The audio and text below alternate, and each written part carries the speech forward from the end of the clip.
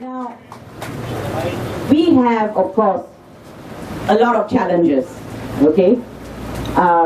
You've all heard of David Copperfield, right? Magician. Fabulous magician. But can he bring people back from death? Can he bring people back who have died? No. No, he can't. Yes. Well, can he create twins from one person? Can they suddenly become three? No. Can he, Can he make people vote who didn't even register to vote? No. Can he make people vote without them even going to the polling station? No. See, so David Copperfield, sorry lah, DC, David Copperfield, sorry. You lose to EC. You kalah lah, you kalah. Because EC kita, wah, silap mata mereka hebat sangat.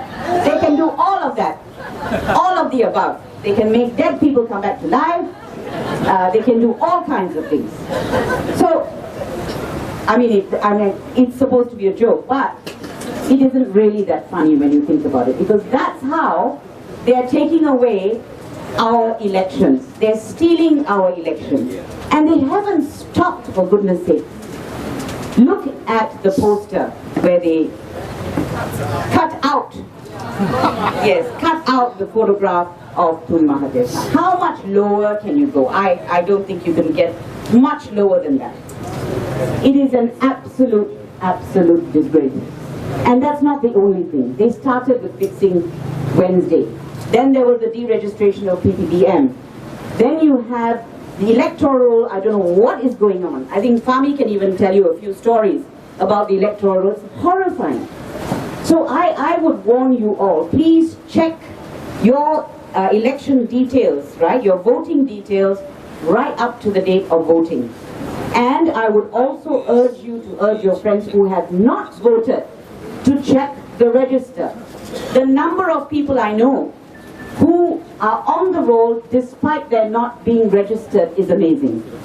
So you should really tell everyone to check the roll, because the names could be there. And if the name is there, although you didn't register, turn up first thing in the morning and vote. Vote in your name. We have to do these things, you know, to defeat the cheating that is going on. And of course, on voting day, we expect quite a bit to happen. And I'll tell you, there's another thing that is happening out there. The number of Malaysians who have volunteered to be Pacha agents is overwhelming. Overwhelming.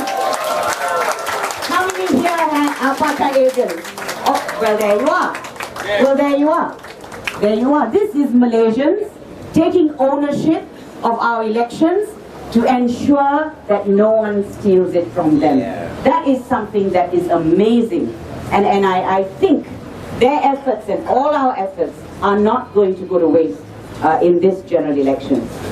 Now, I told you about the greed that we have to face in the government that we have.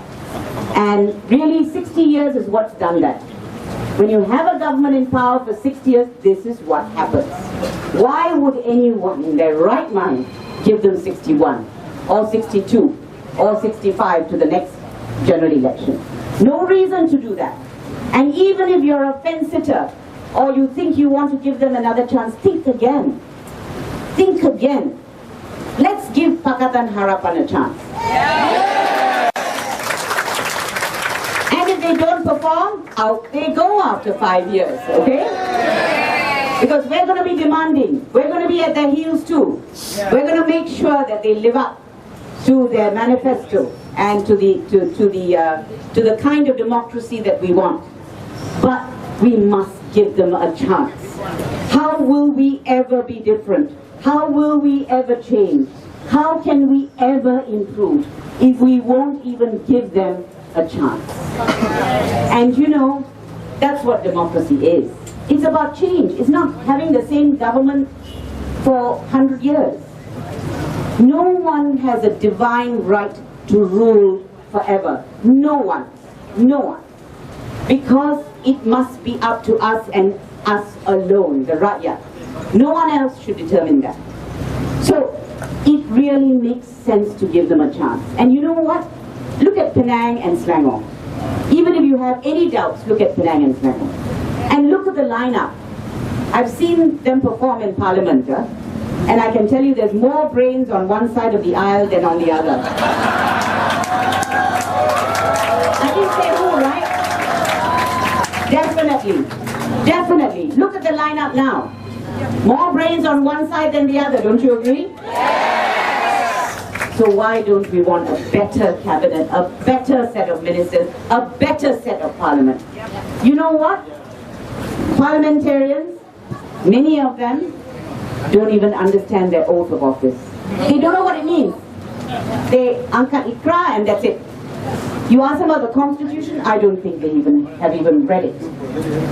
We need MPs there who are absolutely true to their oaths of office to uphold the federal constitution. That is absolutely key. We don't want MPs there who don't turn up. I really object to paying members of parliament who don't even bother turning up. And I can tell you, because I have done this with, I've lobbied them over the NSC and some other legislation, they don't even read, some of them.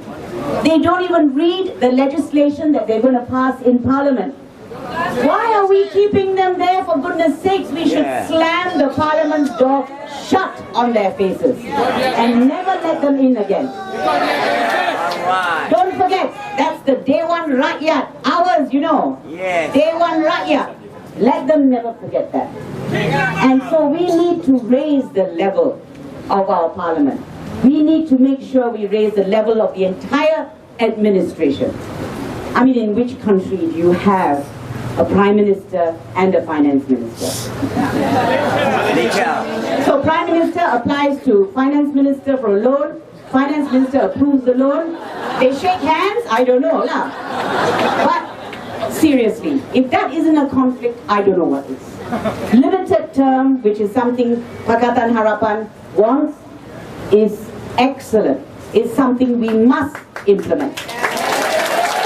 And I hope that is one of the first things they do when they come into power. The other first things they should do is to sack this election commission. All of them.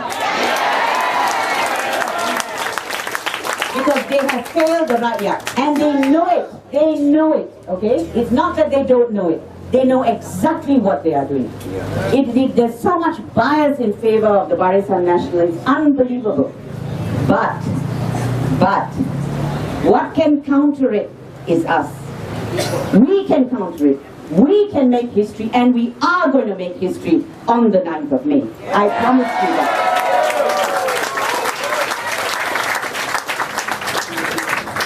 Now, we are sick of all our wonderful organizations like MAS, for example. Wonderful, award-winning airline, reduced to what? And this is another aspect of the greed that I talk about. Unacceptable. There's a joke, and you heard it here for the first time, all right? If you want to start a small airline, what do? Answer. You take an award-winning international airline, give it to UMNO, and wait. You heard it here first, okay?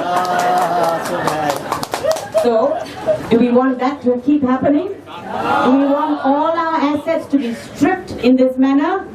No more. Never, never again. This is our moment, ladies and gentlemen. I'm telling you because I've seen it wherever I go. This is our moment to reclaim the heart and soul of the country that we love. Thank you.